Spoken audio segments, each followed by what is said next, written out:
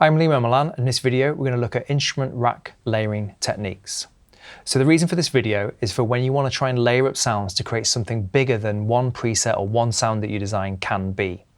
And the way that it works is that we can group our instruments, have all these layers combined into one space, and then just use one MIDI clip to be able to control what it plays. So let's start.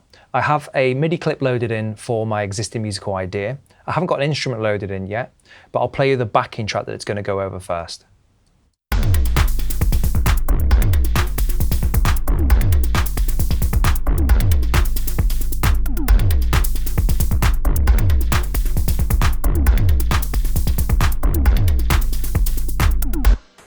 So the first stage is to obviously give that MIDI clip here, that's going to become my lead sound in this, a sound that it can play. So I'm going to go to Instruments, and I want to go for something that's going to be a foreground sound first, and it makes sense because if we choose something that's going to be the up front and maybe the dry sound, we can use the layering system to create a sense of depth, and we can use it also to create a sense of stereo width as well, making sure that that foreground sound is the most solid aspect of our instrument. So I'm going to go to Analog and just load that in. By default, Analog is a sawtooth, so we can get a very nice forward sound from this.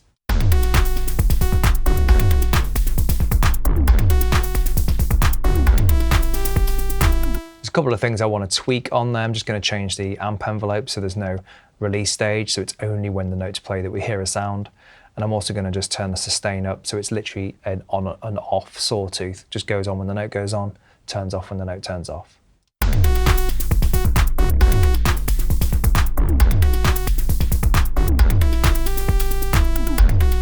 Okay, my foreground sound is created. So if we go to the group function, this will create our instrument rack. Now the instrument rack can contain an instrument as it does here, but it can also contain the layered instruments, so more than one instrument at a time. They run side by side in parallel. It can also contain subsequent processing that we want to have on each of these layers. And if we need them, we can also add MIDI devices, so MIDI processing before the instruments as well. So as I mentioned earlier, it's one MIDI clip, but that can then be basically sent off in different directions within this rack to different instruments and be treated differently. So the first thing we need to do is go to the chain list here. A chain is a layer or an instant of an instrument. So let's rename this. So let's go to rename and call this my foreground sound. And that's going to be just, at the moment it's in mono, it's just going to sit right bang in the center of the mix in terms of foreground and being in mono. So it's equal in left and right speakers. So the next stage is to create your layer that's going to go with it. So this can be, sound design, you can design it as you go, or you can experiment with loading in different presets. So if I go to the synth lead section, we can either sort of audition these sounds before we bring them in, or I can load it in and then use the hot swap function on the chain list to be able to swap out those layers in context of everything that's playing. The preference is your own really to choose from. So I'm just going to see what's in the library first. Okay,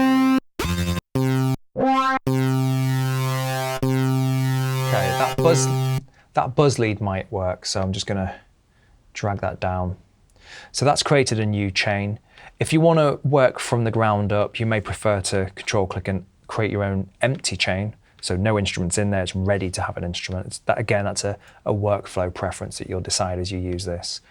So the preset's loaded in now. Now it's going to be louder because there's now two sounds playing where there was one before. So those will increase the amplitude. So in fact, I'm going to completely bring down the volume of the second layer. Pull down the foreground just to allow what we call headroom, so an allowance for the increase in volume without distorting the channel. And then let's bring in that second layer.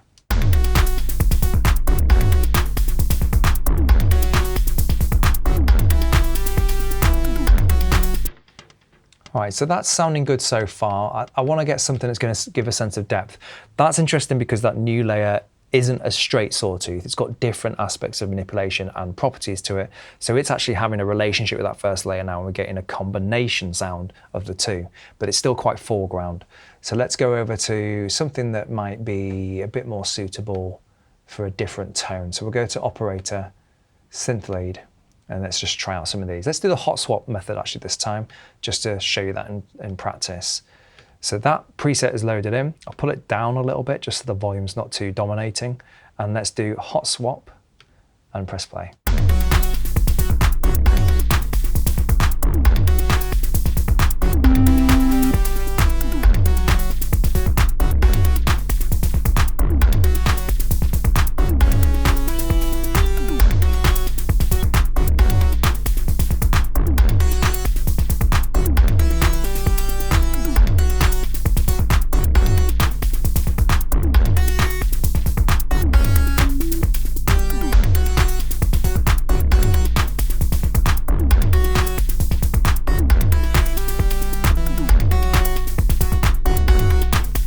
That's interesting because that's way more spatial as a sound. So if I pull that down in volume, it's creating a sense of decay and ambience to that. So let's go into a next stage of how we can make these layers do something interesting to create that sense of size. So my disto lead is kind of like let's call it an ambient layer. And the way that second layer that we added turned out, that could be classed as foreground 2, because that ended up having a similar function to the first layer. And then our ambient layer currently is playing, and it's playing just across both speakers as it normally would when we load it in. But what we can do is create a duplicate of that layer and pan one, either fully called hard panning to one side and pan the other copy to the other side, or we can just partially pan them so they have a sense of stereo. Now at the moment they're the same preset, so we need to make one of them unique to the other one. So I'm going to pan them across to the hard left and right first. Then I'm going to open up the device view and just have a look at what's going on the instrument. In fact, we can see on the macros there's a filter cutoff position which could be altered, and maybe the filter envelope shape might make that more unique. So I'll do that while it's playing actually. Let's just mute out the other sound so you just hear that ambient layer. And let's modify it so we get a sense of stereo.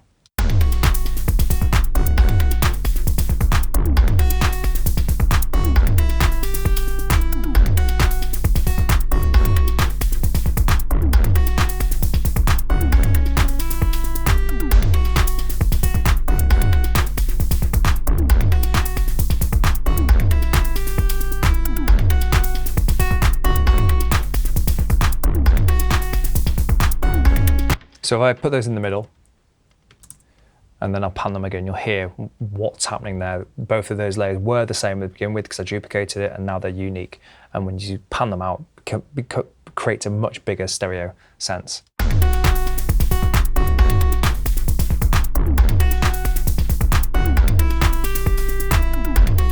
Let's take that further. So we know that these two layers have a similar function, but they've been made unique to create that left and right sense of space.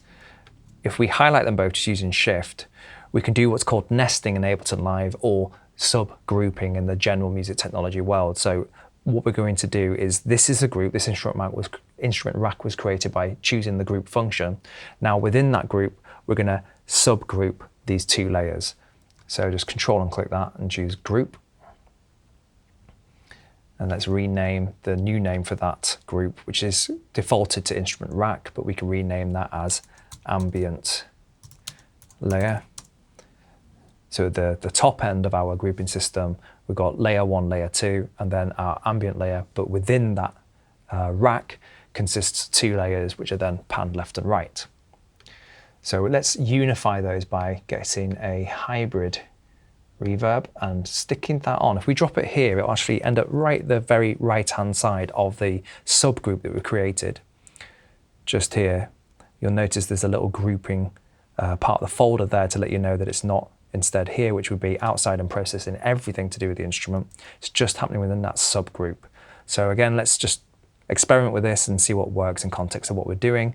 I still got the other foreground and background layers muted, so while I'm working on this at some point, I'll then check it in context of those other 2 layers as well.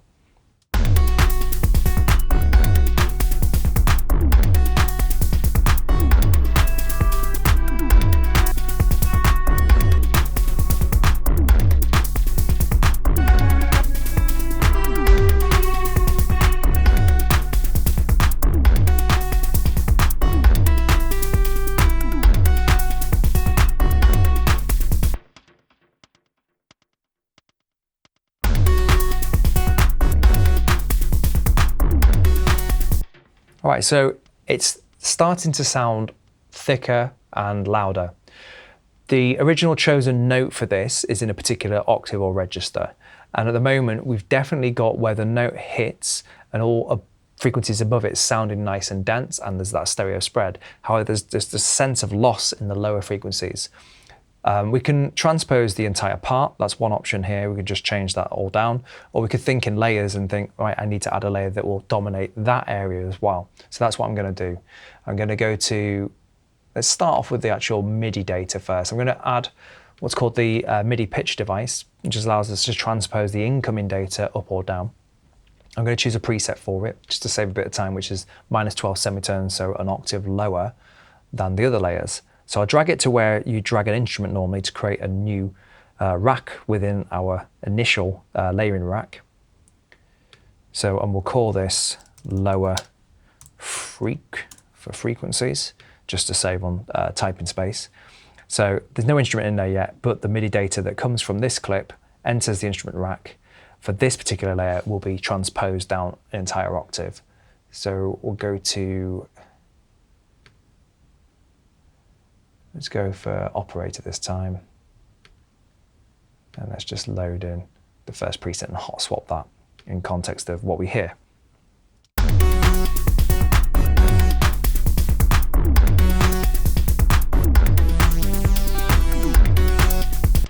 So we're lucky that time, that's worked perfectly, and it's created a lower sense of energy. Now, if I want to make sure I'm in the right octave, I can also explore maybe -24 and drop it down another octave and see if that sounds better.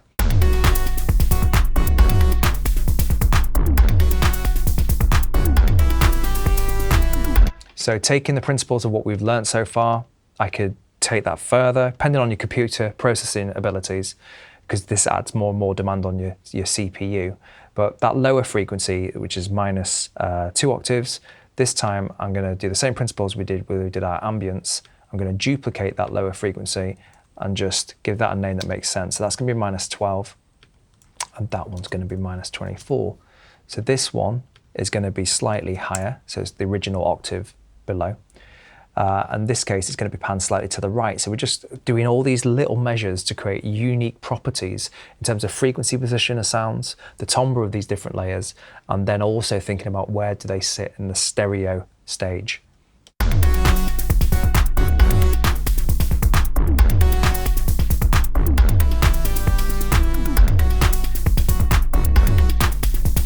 Okay, so that sits in the mix quite well without further treatment, which we could do, but not within the realms of this video topic. So what we've covered here is doing instrument racks for layering and being able to group a first foreground layer, then add subsequent layers, think about where they sit in terms of their panning position, also where they sit in terms of their octave that you choose to use as well.